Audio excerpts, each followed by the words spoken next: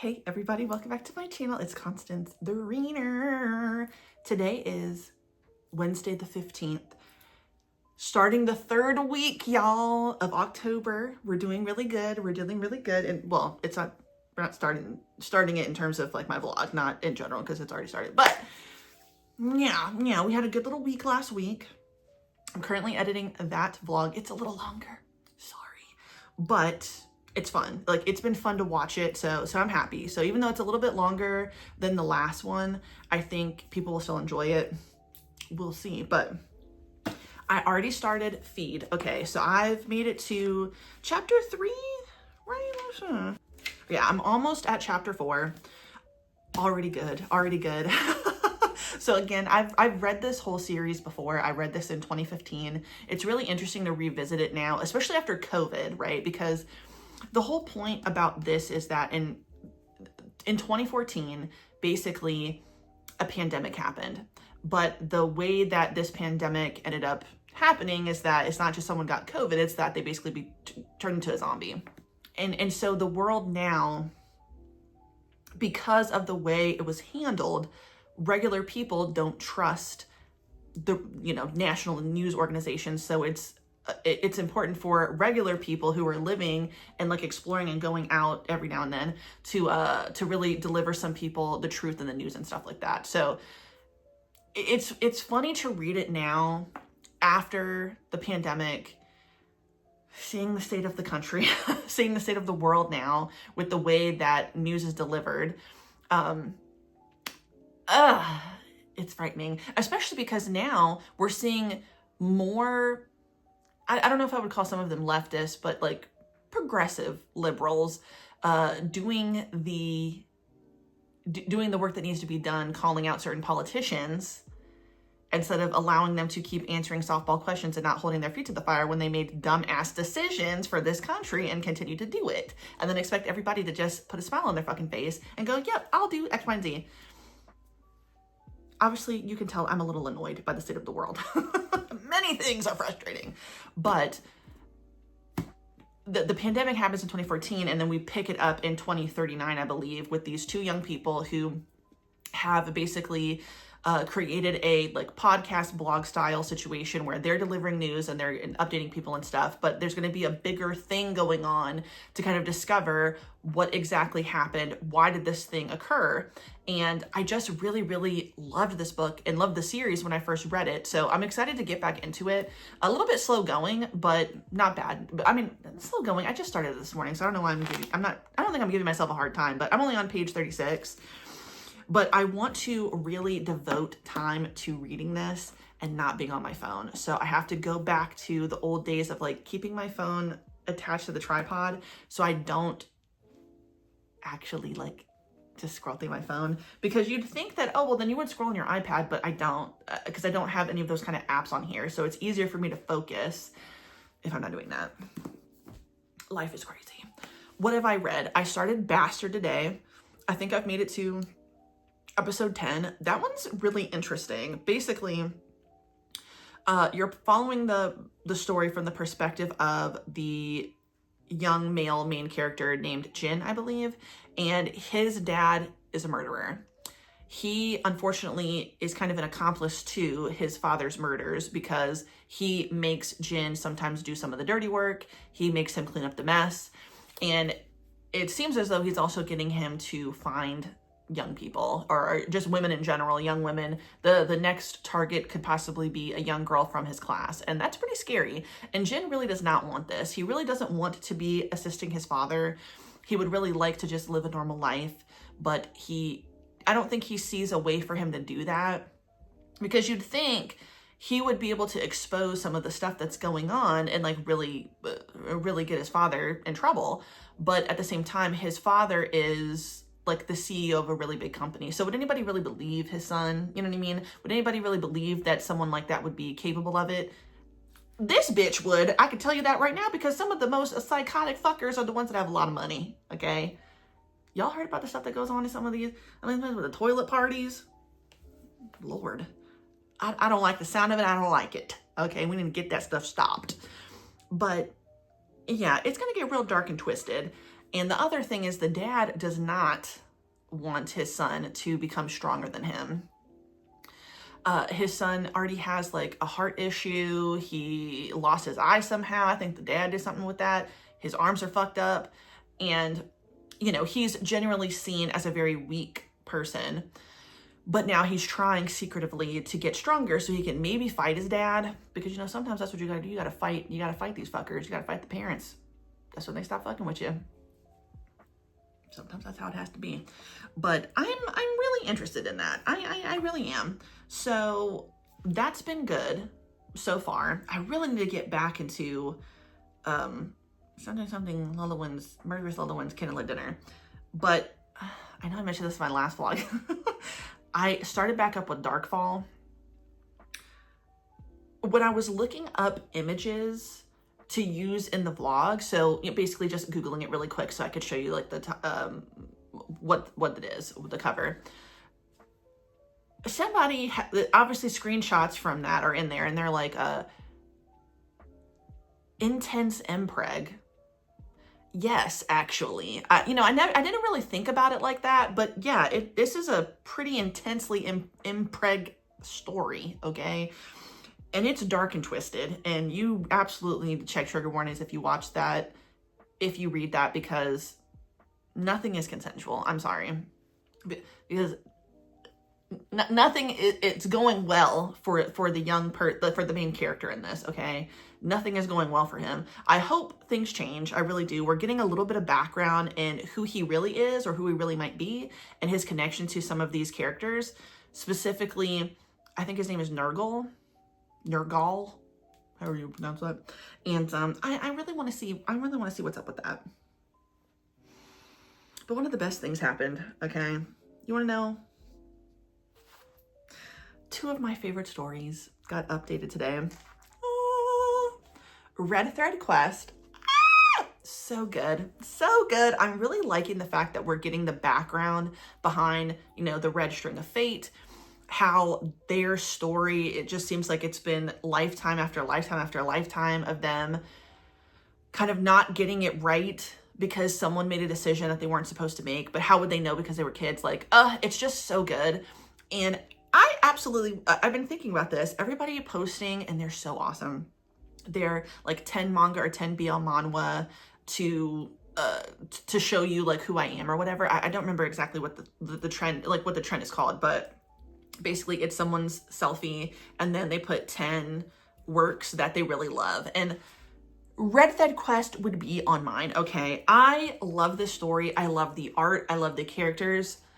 I just know this will be a fave. And I swear to God, if someone doesn't get this physically put out in print, I'm gonna have to do it myself because I'm gonna have to work with the author. I don't know how to do that, but I'll make it happen, okay? Because this absolutely needs to be physically available for us, not just digitally. I need it physically.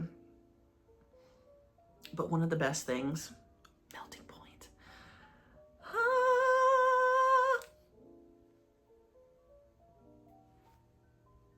They're finally fucking everybody. We're so excited. So let me tell you something about Melting Point. It's good, all right?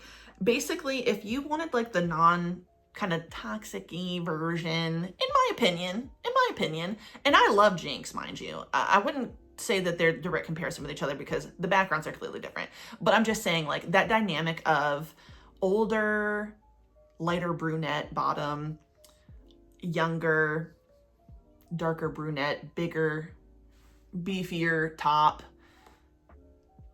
and it's sports. Melting Point, if you want something that is, so obviously that's how they're similar. But like, obviously Jake Young and Kim Dan have a lot of like stuff going on in the background. I feel so bad. And that, I don't know if I talked about this, but that most recent episode, oh, I'm so happy. They just need to kiss, please. I don't think, okay, no. We're talking about Melting Point. I would say that Melting Point, endless green flags so far. I'm fully enjoying it. I do read things that are just green flags sometimes. Everybody I know probably doesn't seem like that if we're talking about Darkfall, but It's really good. Melting Point is so good. I'm so happy that their relationship is progressing the way it is, but unless this is gonna end soon, like, oh, what was that one I read? Love at First Fright. Because Love at First Fright, has that been updated? No, that's not with side stories. That ended after like 19 episodes. It had a conclusion. I really, really liked it. So for me, Melting Point is endless green flags so far, okay? I'm a little nervous because, you know, one of the main male characters, the one with the lighter brown hair, Unsen, I always get his name wrong. And of course, like, what are the odds? I'm wearing an Ian shirt. Hell yeah. But Unsan, him, okay? He's older, he's newly divorced. Up until he just felt like a straight man, even though he's had some encounters kissing men before. Yeah, we like to see that. He's a little self-conscious, and to me, and he second guesses himself a lot, and then he overthinks things a lot. And I hate that, because Ian, I think, is very straightforward about his feelings, and he's not confused about how he feels, but because Insan is, and that's a personal problem. Like, I don't understand why it's almost like, I feel like he tries to make it like, well, because I'm unsure, like, you have to be unsure. So I'm just going to keep questioning if you know what you're talking about. And I don't like that, because I think Ian does know what he wants. I think he genuinely wants to be with him. He's loved him for a very long time. Don't question him, okay? His love is pure, bitch. That's all you need to know. So with that being said, yeah, I really liked this week's episode, because yes, they finally did it. But then there was this moment before they do it. And he's like, they're trying to decide who's on the top and who's on the bottom. Please, for the love of God, switch it up in the story. Please. I'm begging anything or anyone that exists in this world, please let that happen. We need that more, because, you know, he was really feeling it. But I want to see that more. I want to see that more. And as I've said many a time, if I wrote my own, everybody would be switching it up. Okay, everybody would be on top and on bottom. Oh! Many, many, many thruples, quadruples. A lot of stuff will be going down in my fanfic. Oh, and funny story, I did talk about the fanfics I wanted to write at my friend's bachelorette party. Only it was just me, her, and her other friend Erica. I didn't open it up to the group necessarily, because a lot of those people are religious. So I don't know that they really want to hear about the fanfics that I want to write. Okay, I don't know if it's a little bit too much for them, but I've got ideas, and maybe I'll do a storyboard or something. That might be a good idea. But anyway, y'all already know what we're supposed to read. Okay, I don't need to keep going over it. I did forget that I had bought This Is My Body, like, I think in the month of September, I think at the beginning of September. So I pulled that. I don't know that I'm going to get to it, but just so I don't forget about it, it is here. I hate when I drop things, but I know that I definitely want to sit down right now and read Can't Stop Cursing You, School Live, and then pick something from here. And then, oh, you probably can't see it. All right, let's turn her. Then we've got some ones that were in The Office, but a lot of these are like next in the series. So like volume 2 of Mad K, Devil's Line, because I just read the first one. I still need to read the first volume of Hellsing, so all of Hellsing is here. I don't know that I'll read all of Hellsing, we'll see. And then I don't know what else I've done with the rest of them, but they're somewhere around here. But I do know for a fact that I want to get these physically read. I want to keep reading Feed, but I also really, really want to get further along, if not finish, Murderous Lullowins, Candlelit Dinner, and Bastard. Bastard's almost 100 episodes, so I might not be able to finish it along with everything. We'll see. And then Murderous... I don't know where that is on the damn... Oh man, dude, I have so many tabs open on my iPad. I forgot all these things I was reading. Okay, I don't have it on here, but I don't think Murderous Lullowins, Candlelit Dinner is that long. I don't think it's that long, if I remember correctly. You know, well, let's just open up another. Oh, fuck. It's 90. But you know what? That's okay, because I've read to chapter 30. So I'm almost there. I'm almost there. So yeah, I need to prioritize those two. I need to prioritize Bastard, Murderous Lullowin's Candlelit Dinner, because those are two recommendations I got from you guys. And then I also need to start Thrum. Oh, hold on, because I need to go back and just keep track. I need to do Go, Go, Go, Go, Go, Ghost, The Summer Hikaru Died, Tokyo Ghoul, that's my own thing. But yeah, we're getting close. We're getting close. But yeah, I want to prioritize the ones that were recommended to me first before I get into maybe continuing on to these other ones that like I'm kind of interested in. I know that also kind of includes Can't Stop Cursing You, because that was a second, that was a last minute ad, but I'm enjoying it, so it's really fun. Anyway, I am going to start reading. It is basically 5 o'clock. Devin should be home soon, but we're not hanging out tonight. But I want to put a scary movie up on the television. I'm thinking that I want to watch one of the things that I got recently. So let's see, The Owners. We'll look at that really quick.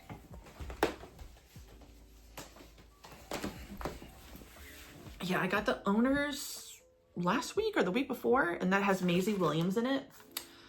A group of friends think they found the perfect easy score in an empty house with a safe full of cash, but when the elderly couple that lives there comes home early, the tables are suddenly turned. As a deadly game of cat and mouse ensues, the would-be thieves are left to fight to save themselves from a nightmare they could never have imagined. I am pretty sure I saw a trailer for this a long time ago and really wanted to watch it, so this is perfect. I think I will be getting into this. I think I will. Who doesn't love a murderous couple? And then some young whippersnappers trying to say, hey now, you don't get to kill me. Don't we love it? So yes, I will see you guys again a little bit later tonight.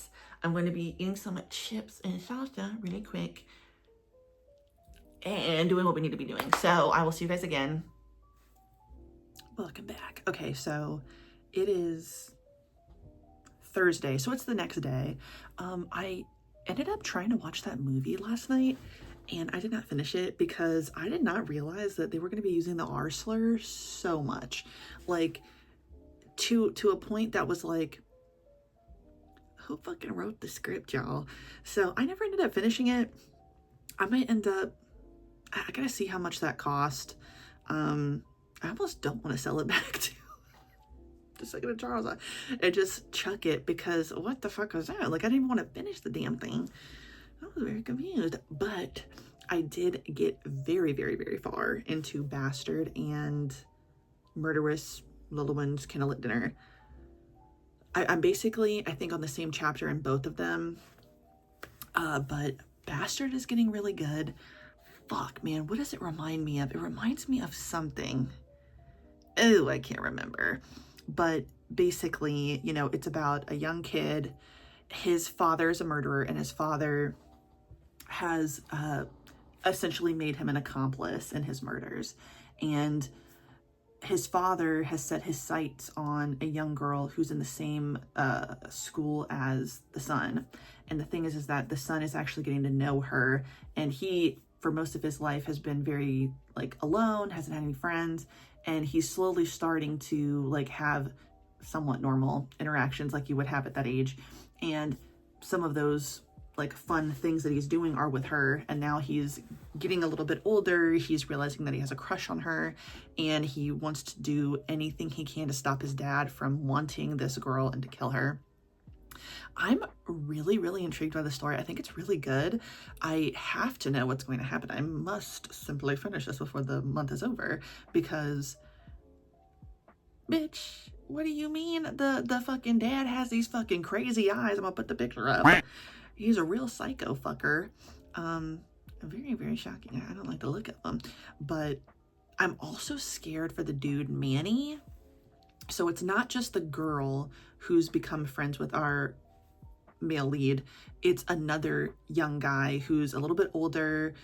He kind of has the same background in terms of like his parent is also, you know, the CEO of a company. They're like rival companies, but his personality is just so different, and his childhood is obviously different than our main male lead as well. And I'm just scared that he's going to die because he tries to, I don't want to say be a hero, but, you know, he sees what's going on with the dad and he like steps in somehow. I don't want any of these kids to die, but I fear that that will happen. So we will see. And then Murderous Lelewin, and I don't know if I'm saying that right, but that's exactly what I was hoping was going to happen, except I thought it was going to be that they knew each other from an insane asylum. Something a little bit different. So this is really good. I knew that there was more to it than that, so I'm really excited for where the story's going.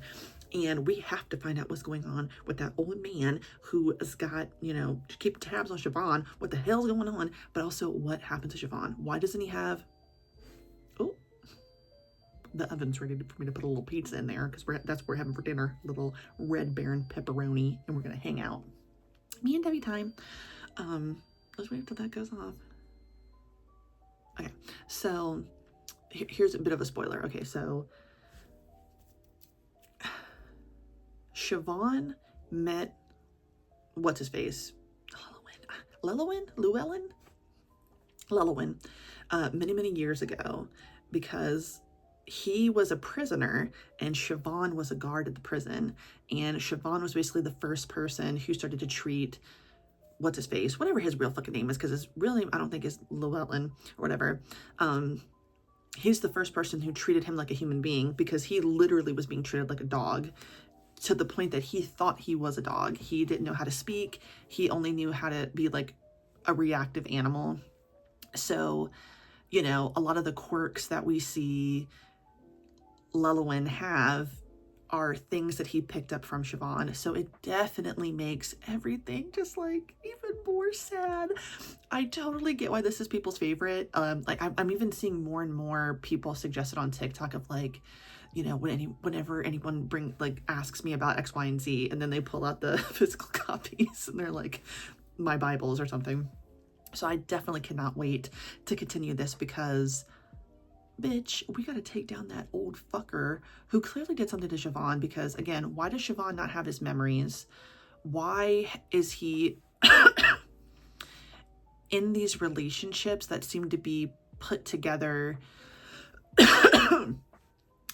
by that old guy? He is trying to keep tabs on Siobhan, and I wonder if it's because, you know what?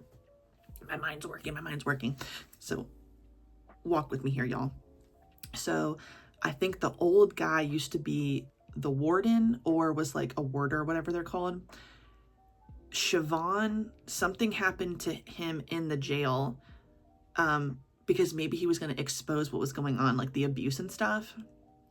And before he could do that, and before he could save Llewellyn, girl, it's pissing me off when I can't pronounce something right.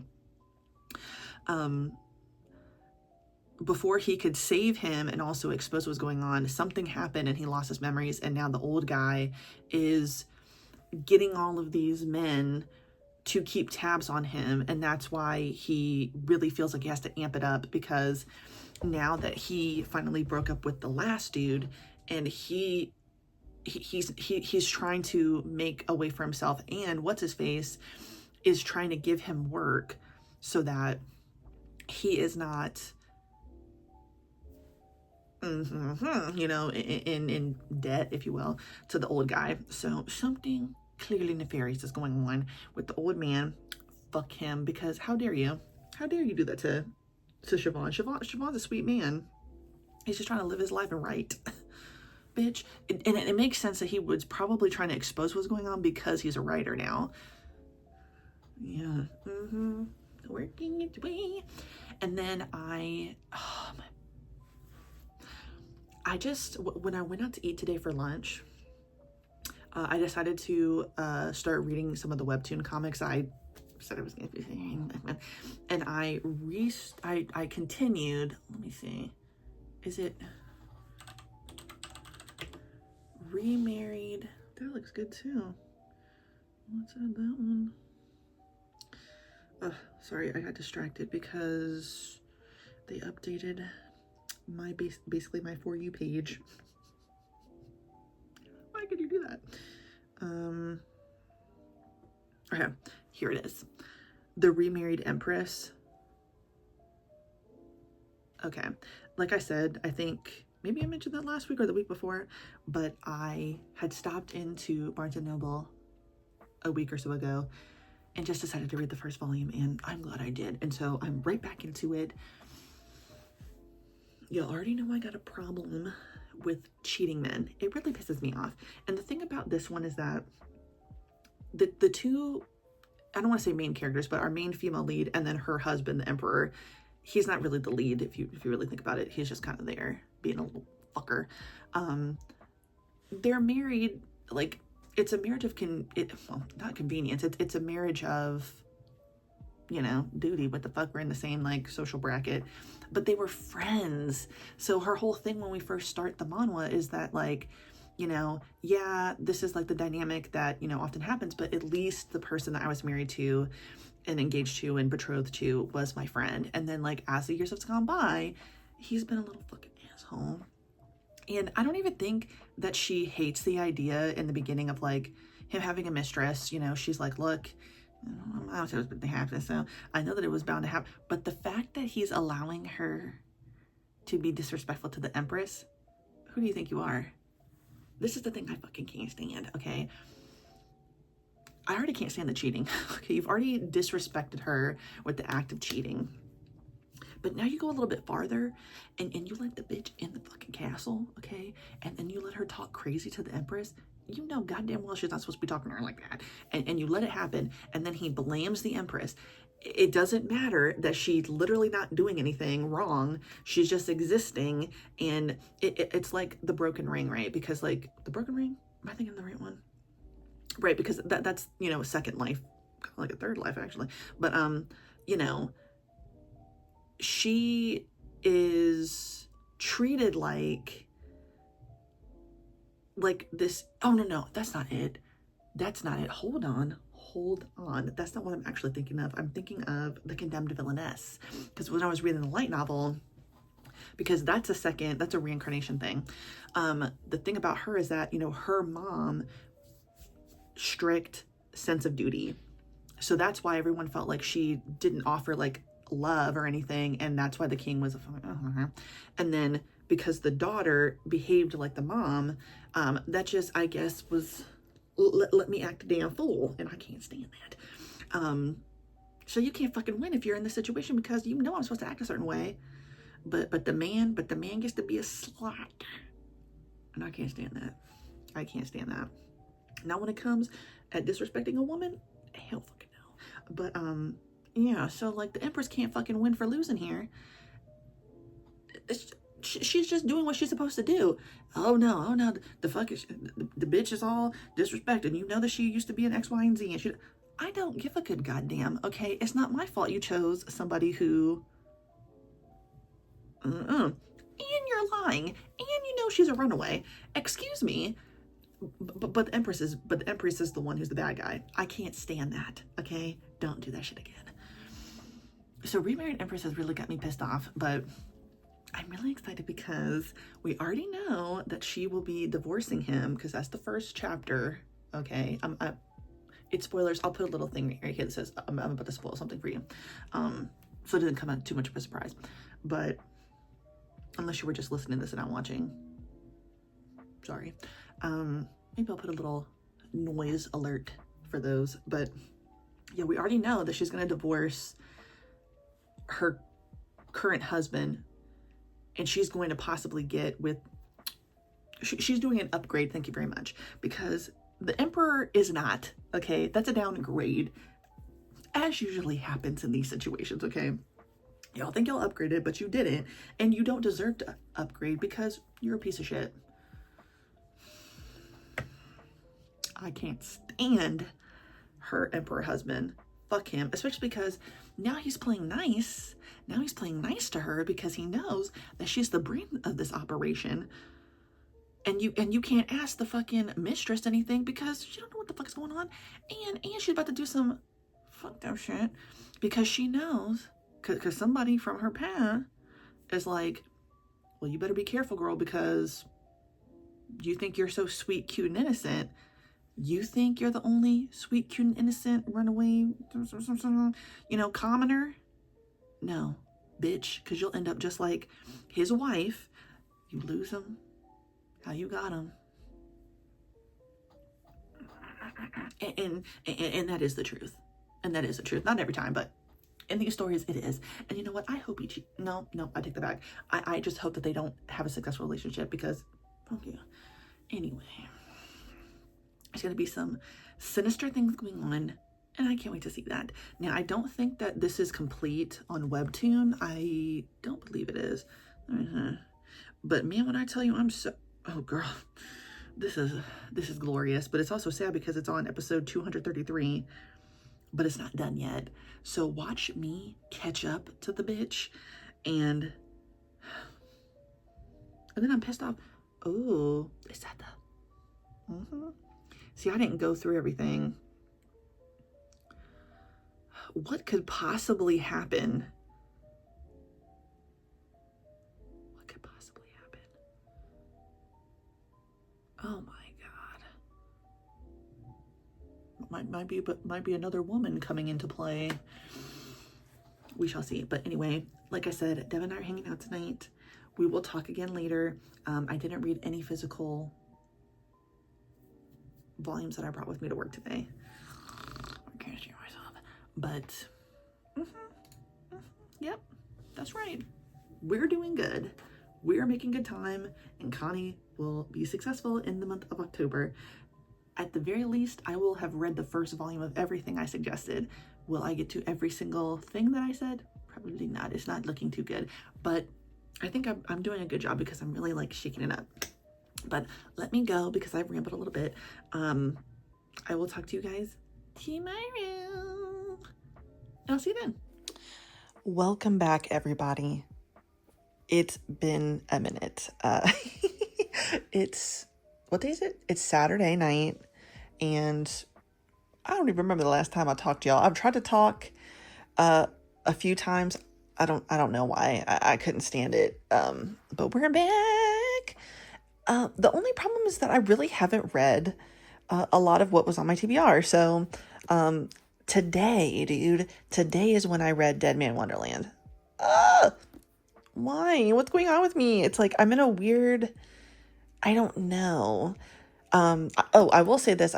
I tried something else. I think I just need to change my genre up. But anyway, I watched this anime so many years ago.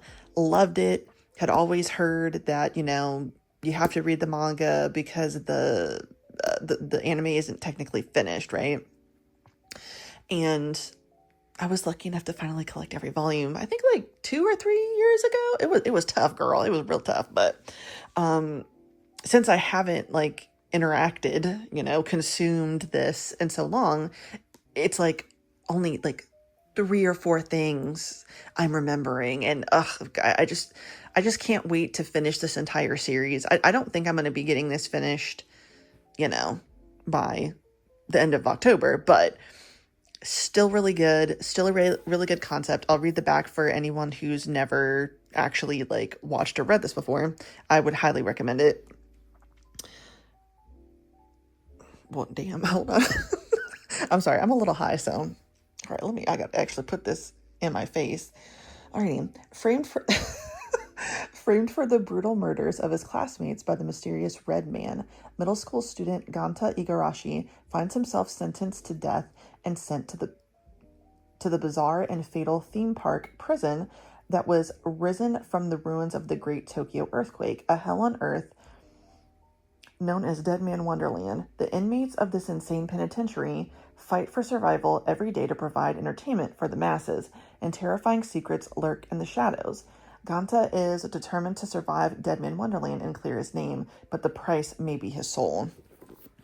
So, it's just so good. I can't wait. As I said, I can't wait to get further into it because honestly, it's almost going to be like I'm consuming it for the first time. I only remember probably a handful of things, and I will actually get answers to questions that they didn't really answer. Well, they didn't answer in the anime because I assumed that there was supposed to hopefully be a second season, and then it just didn't end up happening, unfortunately. But so good. Got me excited. Got me excited to get into the TBR, but I do feel like I'm kind of burnt out I did start this one, BL Game Rebirth. My New Life is the Hero's Younger Brother, Volume 1. I just recently got the second volume, and I didn't really get that far, though. I was reading it before work, and then I just kind of dipped. Yeah. But from what I did read, this is so funny. Basically, it's someone is reborn into a BL dating game, but it was a girl who is now, let's just say, reincarnated, if it's easier for, like my parents to understand, into a BL game as the younger brother, as the title says.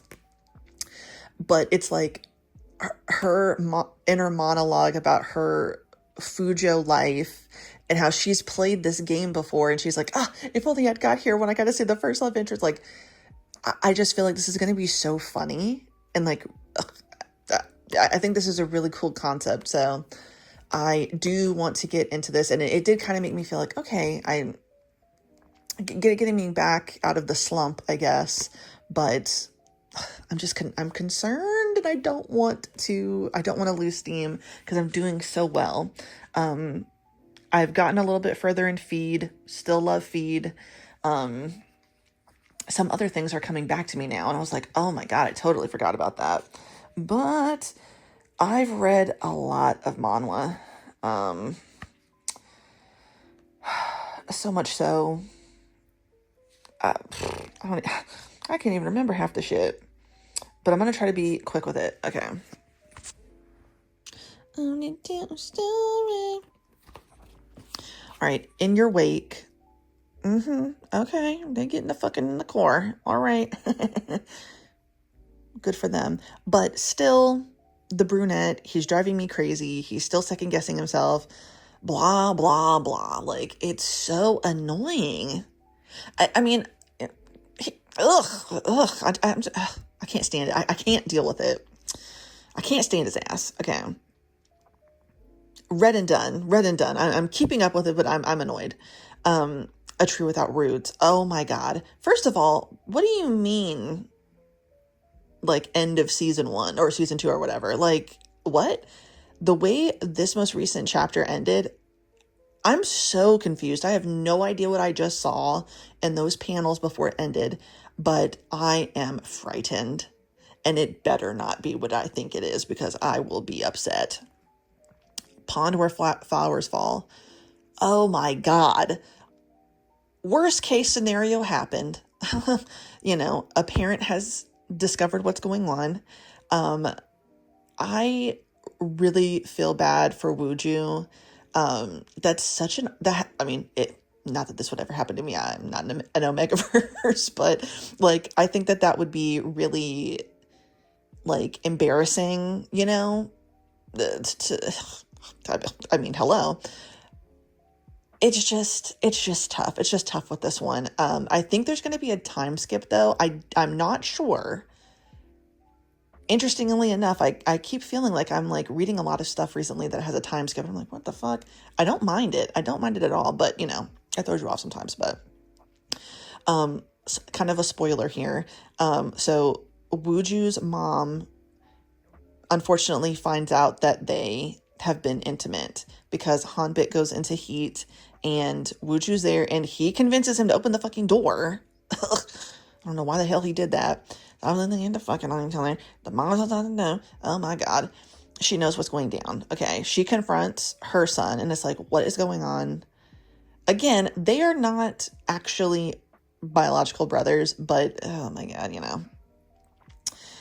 I really wish it wasn't like that, but I mean, what can you do? So yeah, his mom finds out, she confronts him. He's not completely honest, but he's as honest as he can be. And I think that this is like, I mean, it's obviously the worst fucking case scenario you could ever have in a situation like this. So Wooju is, he basically says like, you don't have to worry. It'll never happen again. And I'm going away for a long time. So I'm wondering if there will be a time skip. And I realized, why did I even say that at the beginning? Did I even put the context in there? No, I don't know. Maybe it'll make sense when I watch this back. yes, I think that there will be a time skip, and I think it would be interesting if that happened, because I keep seeing things that have time skips that I wasn't expecting. So like, okay, swallow you whole. Good God Almighty. As I said before, the art, I like this artist's art. I liked Full Volume, but Swallow You Whole is just elevated in this season, dude. Some of the scenes are crazy. I'm not creative in that way, but like I don't know the terms, like the perspective, like things in the foreground and the background. Oh my God, like it's just freaking awesome. The craziest shit you're seeing though, like oh my God, Lord of mercy, but beautiful art nonetheless. I mean, gotta appreciate the human body, I suppose. Oh my God, I've read so much. Oh, and I've also forgotten what we talked about. How far back I go. Incomplete Combustion. That was just more like a wrap up to explain. It was like a creator's note. Not bad. I'm really interested in the next season because of the way they described it in the creator's note. I feel like I've been pretty lost in the first season a few times. So what is to come will be very interesting. Dear God, A Crown of Thorns. I keep forgetting to take the fucking screenshot and send it to my iPad so I can remember what the actual original translation is supposed to be. It's not fucking good, okay? Because A Crown of Thorns, I mean, that's not great, but that almost seems like, okay, something good will happen. No, when you see the translated one, it's like, that is fucked, man. What the fuck? Nothing good is gonna happen to him. I mean, we get a little bit of a Lord, you know what I mean? We get a little bit of like information. What is it? A flashback? Something like that. Basically, the stepson, he's like, I've wanted you for a long time. And then we see the damn, as we're looking back in the past, he burnt the house down, or the house was burnt down, and now I'm wondering something. Ooh, look at me. Okay, I'm glad I had this moment, because I was like, they had a house. I wonder why it burned down, but it makes sense because Song-woo, the stepson, is obsessed with the stepdad. When his biological dad died, I bet they were still living in the family home, and because they live in an apartment now. And I wonder if he burnt the shit down to force a further separation between the stepdad and his biological dad, and then really put him in a tiny controlled environment like a apartment. Girl, if that's the truth, that is fucking crazy. Oh my God, that's crazy. That would be fucking crazy. Jesus, that would be insane. What a fucked story, man.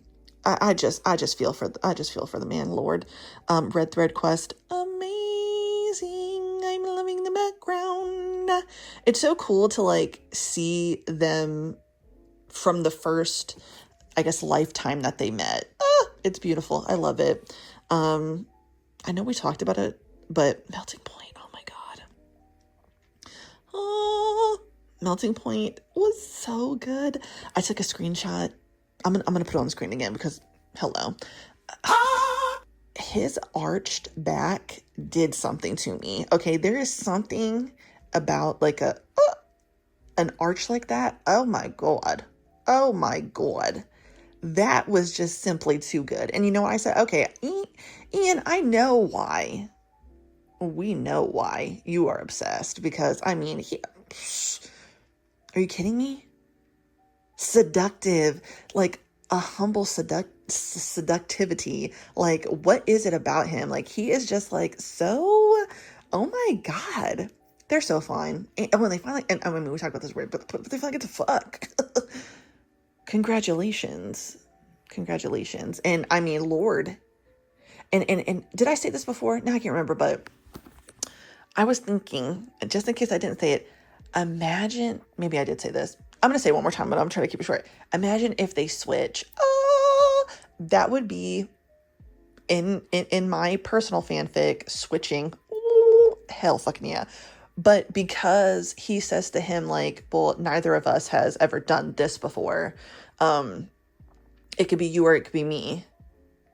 Please say that again. And just being like, let me.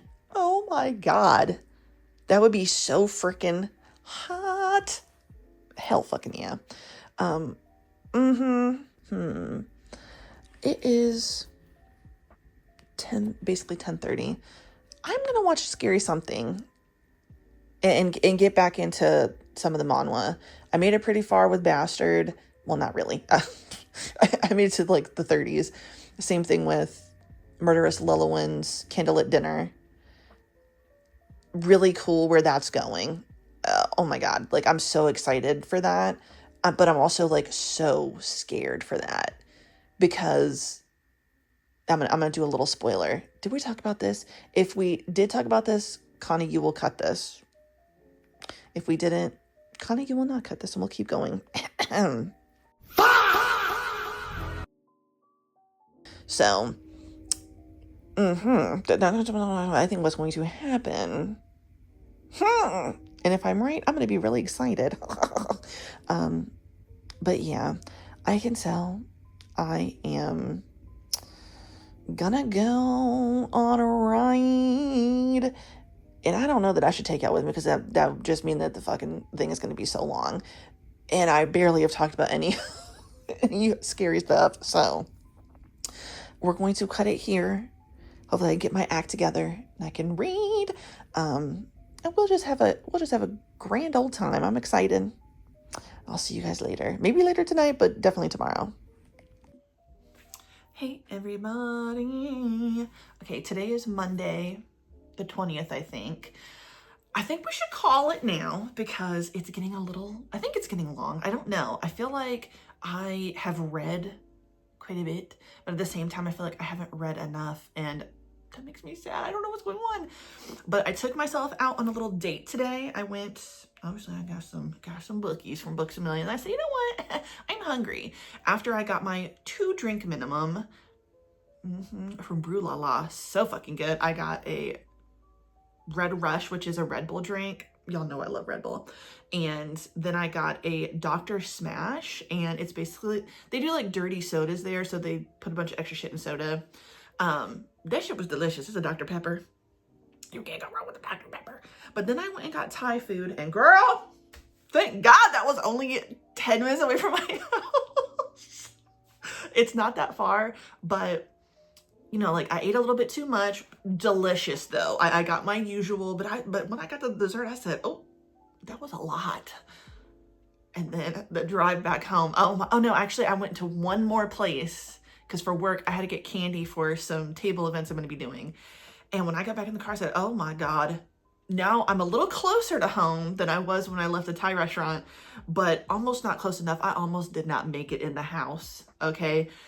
Thank God my tummy, every time I got some type of cramp, it was almost like the cramp gas bubble made the urge to use the restroom like go away for a second. But I was like, if I don't bust out this fucking car and get my house immediately, I'm scared. I'm scared about what's going to happen. And thankfully, everything was fine. I made it. No issues, no accidents, but that was a close one and I was very scared. So yeah, it's been pretty crazy. Anyway, yeah, I did get some really cool stuff at Books A Million today.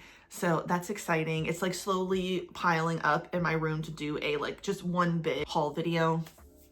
So I don't have to like keep doing two. I'm trying to just focus on the reading, but I don't know what it is, but I just feel like I'm in a slump and I don't know what that is. So let's talk about the last 2 things I read. And then we'll start a new video because that's just how we're doing it now. Okay, so what I ended up reading today, and we'll just get it out of the way, is Versus Love Volume 2.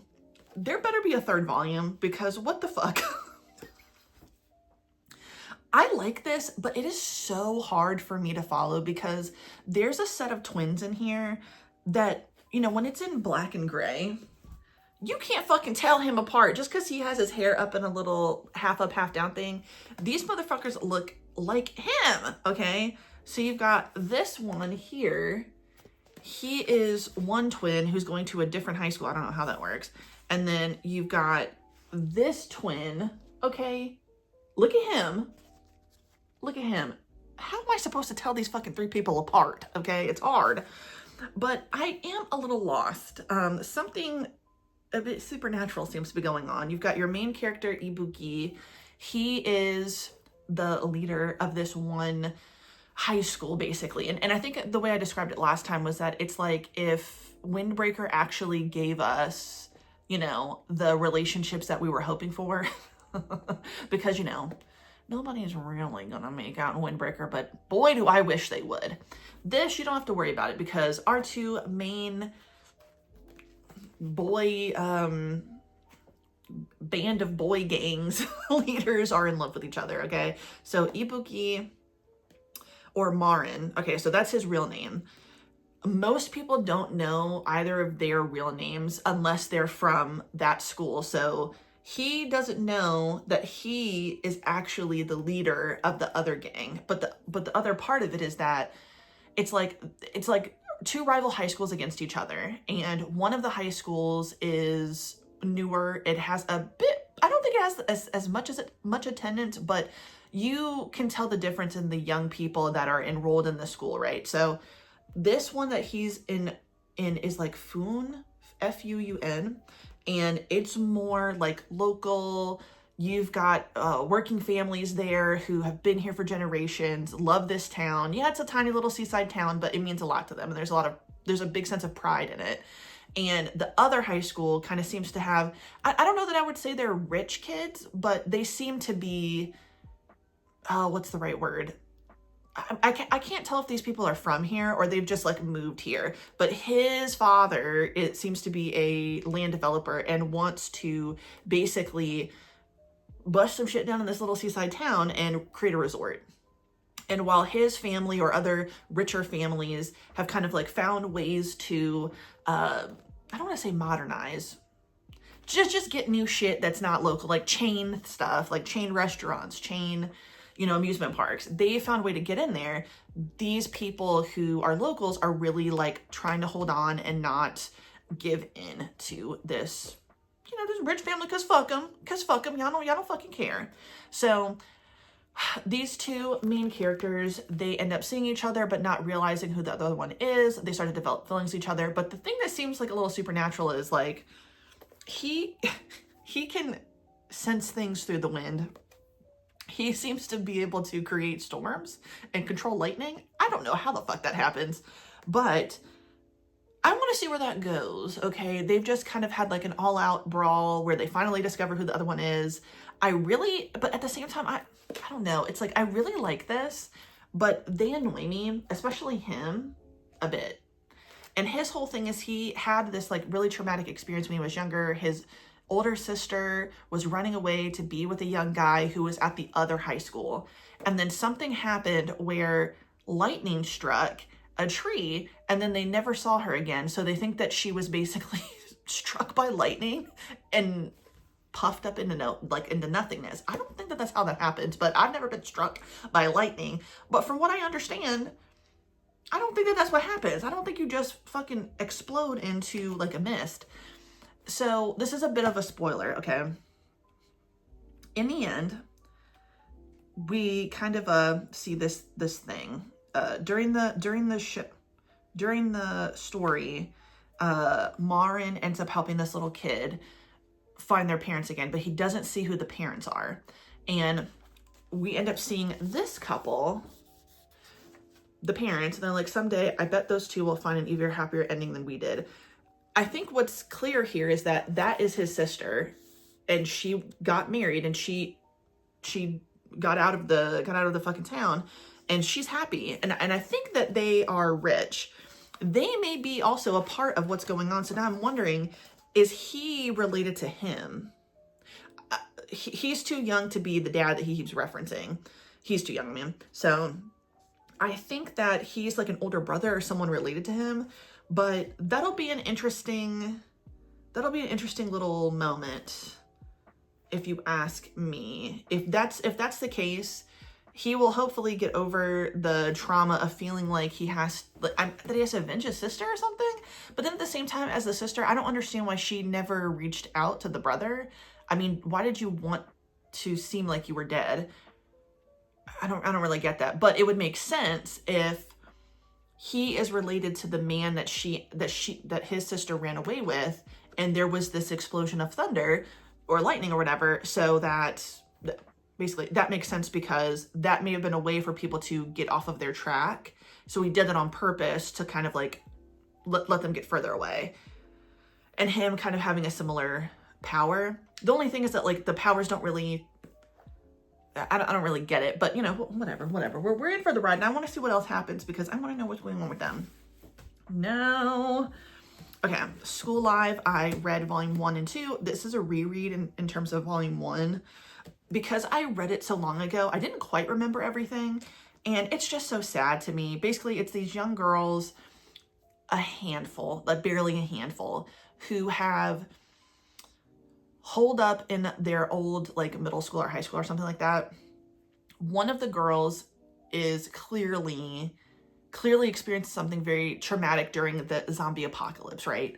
To the point where when she is going through this abandoned school that is totally trashed, they're running out of supplies, blah, blah, she's still hallucinating the every day-to-day like things that she would have done before zombies attacked. So she is interacting with a teacher that's clearly dead. She's seeing people in class that aren't there. There's only 2 people who are not infected who are spending time with her and like helping her survive, and it's her and then one other girl. I don't think she's on the cover. Okay, well, she's back here. So, right? Yeah. So, well, yeah, okay. Sorry. So these 2, I know they're the chibi versions, but these 2 are the girls that are alive, and they have basically made it their mission to try to continue a sense of normalcy for the main like character that we are following, who still is thinking that something different is going on. They eventually have to leave the school, and that's when we get into volume 2 because they're running out of supplies. And then now they have met another survivor, and we get a little bit of her background and how she survived this long. And it's really sad. I would definitely say this would not be me. I would die. Once I found this out, if the people that I cared about most are gone, I personally have no reason to be here. I don't want to live through a zombie apocalypse, especially as a young schoolgirl, okay? This is only hoping that creepy, awful people are gone too, but you're still running into the issue of zombies. Who am I? I already have an exit plan for the things that I would do if I ended up in that situation. Devin claims that he wants to fight and keep going. You're going to have to be fighting me because we will not be doing that. I'm sorry. That's just how I feel. All right. Kaiju Kamui. This is really good. I will absolutely be continuing on the series. This is basically kaiju are sprouting up. It seems like all over the world, but obviously it's taking place mostly in Japan. And when it first happened, one of the monsters that they were able to defeat had a baby. And they found a way to basically, I mean, the best way to say it is lobotomize the kaiju, and they are going to use it as a weapon in the future. And they finally found someone who could possibly pilot this kaiju, and it's really interesting. I think that there may come a time where it gets a little bit more lighthearted, but this was absolutely devastating in the very beginning, and honestly throughout the whole volume. I mentioned that obviously with kaiju number 8, love the story, delicious. Even though it has some dark situations going on, you know, people getting defeated, being beaten, there still is always a level of humor because it is more funny than this. So I don't know that this will ever get funny, but you never know. Think anything can happen, but I like it. I definitely will be continuing on with this one because it was very good. All right. BL Game Rebirth, My New Life as a Hero's Younger Brother. This honestly, yeah, I have to keep going with this. And apparently this is also a novel, so I want to read the novel. This would be my kind of rebirth situation. I would like this. I would like this a lot. I'll actually read the back. When an office lady is reincarnated in the world of a spicy BL game she played, she's shocked to find out that she is now part of the story as the younger brother of the main character. What's more, by the time Akira realizes what's going on, his older brother has already gotten together with one of the game's love interests. But what about the other boys? How will they cope with losing out on the beloved main character? And what's in store for the main pair after the credits roll? Akira couldn't have asked to be in a more delicious position. But the weird thing is, he doesn't remember there being a younger brother when he played the game. This is absolutely fantastic. It's so funny. And I love the dynamic here. She, as it said, originally was an office worker who loves BL. She's certified Fujoshi, and she loved playing this game in particular. When she's reborn into the game, she's the younger brother of the main character in the game. But because he's already found someone, now some of these heartbroken love interests may find a new love interest in her/him. I'm not sure how you would refer to her because she still views herself as the person she was before she was reborn. So it's kind of tricky there. But if I could live something like this, fuck yeah, I would definitely. I would definitely do that. Okay. Yeah, that would be really cool. I mean, it's just so funny. I love the fact that she is like gushing over some of these guys. There is going to be another person entering into the villa, okay, in volume 2, which I do own. I bought that and I will be reading because it is just that good. But this was good. I enjoyed it. I will definitely be continuing on with the series. And honestly, I'm tempted to just read the novel too if I feel like volume 3 isn't coming out fast enough. Because why not? And lastly, another one I 1000% will be continuing, and that is Bride of the Death God, volume 1. This was more than I expected. I didn't even know what to expect from this, but I am obsessed. A story of enduring love even in death. When a death god appears before IB, I think that's how you say it. It's AIBI. So sorry if I pronounced that wrong. A girl suffering from an incurable disease. He expects her to cry and beg for her life like all the other humans he has brought to the afterlife. But she simply smiles and thanks him for coming to her. After a lifetime of suffering and with only 7 days left to live, will she finally find happiness in the arms of a reaper? This is a story of a death god who is welcomed for the first time and a young woman who no longer welcome in her own world, a tale of love that even death cannot part. This was really interesting. So the incurable disease that she has is basically her body is sprouting flowers. I think it's called a bouquet syndrome or something like that. It's something that is not like, she's not like patient zero or anything. Some people have developed this and they always die. They're basically consumed by the flowers zap their energy and then they just die. So when the death god shows up, he, as it said, expects her to be crying just like everybody else, but she's not, because she is welcoming death at this point. She has lived a pretty fucked up life, to be quite honest. And even before the flowers, like her mother and her father are terrible people, honestly. Nothing to me seems like the mom was ever a good person. Just because the dad left, God forbid, now we're taking it on the fucking daughter. What else is fucking new? Why are we having to be punished for the decisions of men? That's what I want to know, bitch. So she was already being cruel to her fucking daughter. Now her daughter has this disease and she basically just locked her in a fucking room and said, here's some soup, I guess. Figure it out. Ma'am, what the fuck? So yeah, she's lived a pretty fucked up life. And then when the death god shows up, some stuff happens. She is still alive. I'll leave it at that.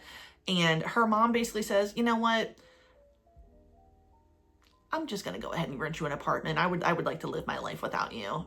Some people should not be parents. I swear it is sad, because what do you mean, bitch? What do you mean? Your daughter didn't die. And yes, she has one flower on her, which it's going to keep growing. She actually still keeps growing flowers, even though it's kind of like a reset of her life. You're telling me, bitch, that you're just going to fucking kick your daughter out? See, some people don't deserve children, I'll tell you what, but anyway, there's a love in this and I really enjoy that. And then there's a third character that we see who's an exorcist who, yeah, he's about to throw a wrench up in the situation, but I'm liking where this is going. I think that this is going to be really good. I think that this will also be devastating because it seems like these two have met before in a past life. So really interesting because they're very drawn to each other to the point where, yeah, you can see why they might have fallen for each other, but like there has to be more because why are they so drawn to each other? What really is the truth? So that's it. That's what I've read so far. I have taken some things out of the running, but I'll talk about those in the next video that I'm just gonna click end on this clip and then start another one. And yeah, I do like what's going on, but I feel like I'm running behind. So with only basically 1 week left, week and some change, right? We've got a week and a few days after that. We gotta wrap her up soon. So thank you guys so much for watching my video. If you like the video, please like the video. If you like and subscribe, hit the notification bell, follow me on other social media. It's in the description box down below. And you have a good day. Goodbye.